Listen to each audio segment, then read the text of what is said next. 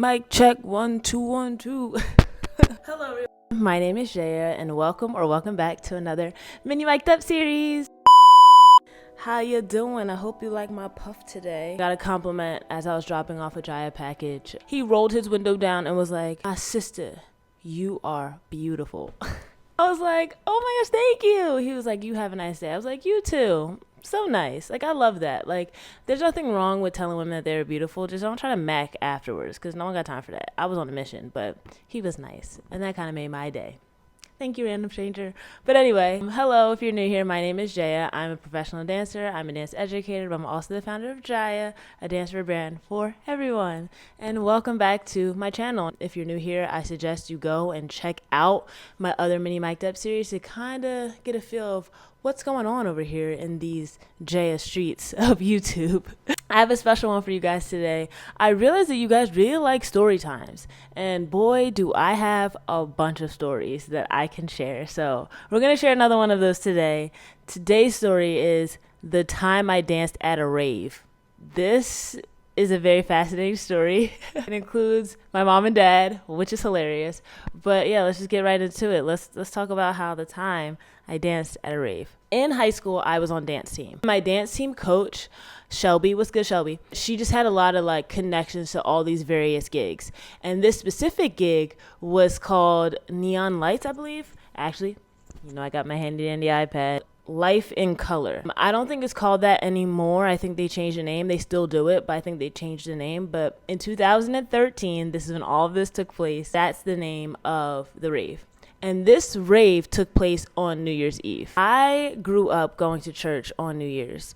We used to bring in the New Year's with our church family, and yeah, my whole family would be there. We would all pray together, and then when the clock turned 12, we would all hug and Happy New Year. And then after that, we would go, when I was younger, we would go to my grandma's house on my dad's side, and we would eat all the collard greens and black-eyed peas and what's the other? Oh, and fried chicken. I think that's the meal you eat for New Year's to bring in good fortune for black folks.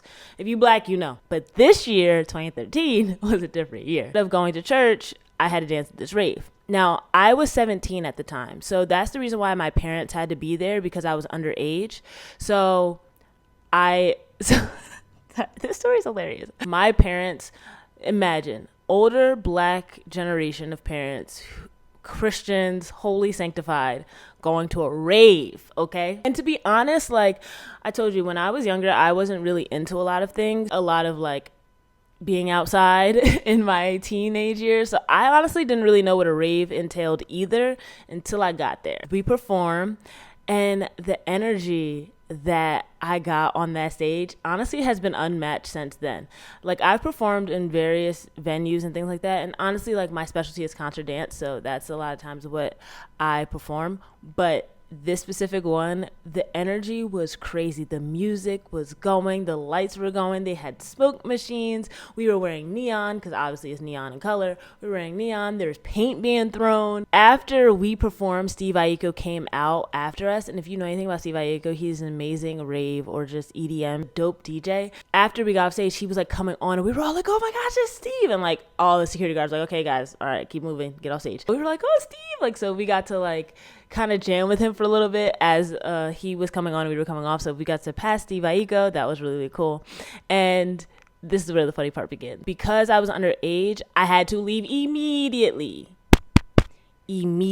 after I performed. There was no, let's go see, let's go dance, let's go figure out what's going on in the crowd. None of that. It was, you gotta get out. My parents were waiting backstage for me immediately. So as soon as I got off stage, sweep me out, get me out of there. My mom decides to wear a white pea coat to a rave. So they arrived later than us, because I think we had to do like a sound check or whatever. So my parents got escorted through the crowd to get to backstage. I think they were either coming from church or we were going to church. They were coming from church, actually. So they're dressed up in church wear, right, at this rave. The facilitators or whoever that was going to escort them backstage to me looked at her and was like, you might want to take that off.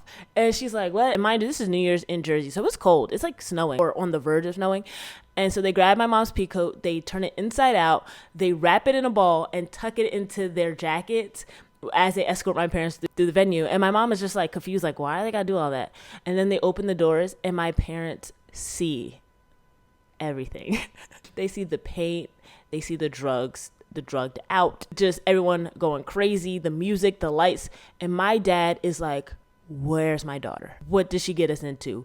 This is insane. They escort my parents to the back of the stage, and they get back there, and my mom starts like being mom, and she's a dance mom, has been for a very, very long time, over 26 years.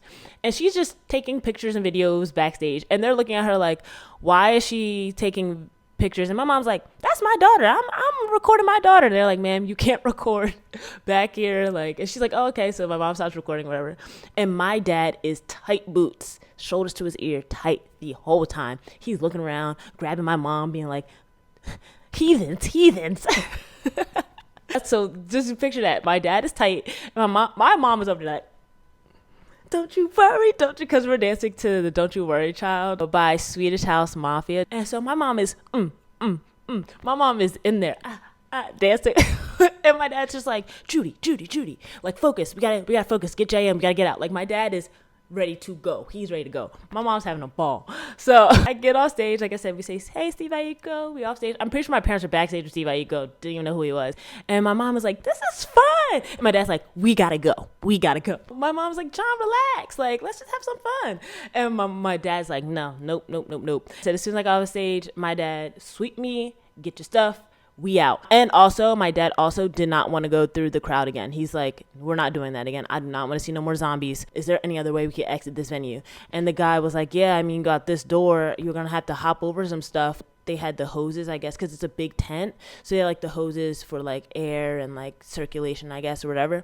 So they were like, yeah, you're going to have to hop over those, but like you go out that way. And my dad was like, bet. My dad takes us outside, unwraps my mom's pea coat, puts that back on her, and he's like, we leaving, we're going. So we're now in like mud and like cold, hopping over all these things, because my dad is like, we're not going back to the venue, we're going home this way. And because, like I said, I was 17, I think I was the only person. Oh, and then my other aunt's member, her name is Dylan, we both were 17, so both had to leave. But the rest of them all got to stay, have fun backstage and all that stuff. When you're underage, you gotta leave. So yeah, that was my story.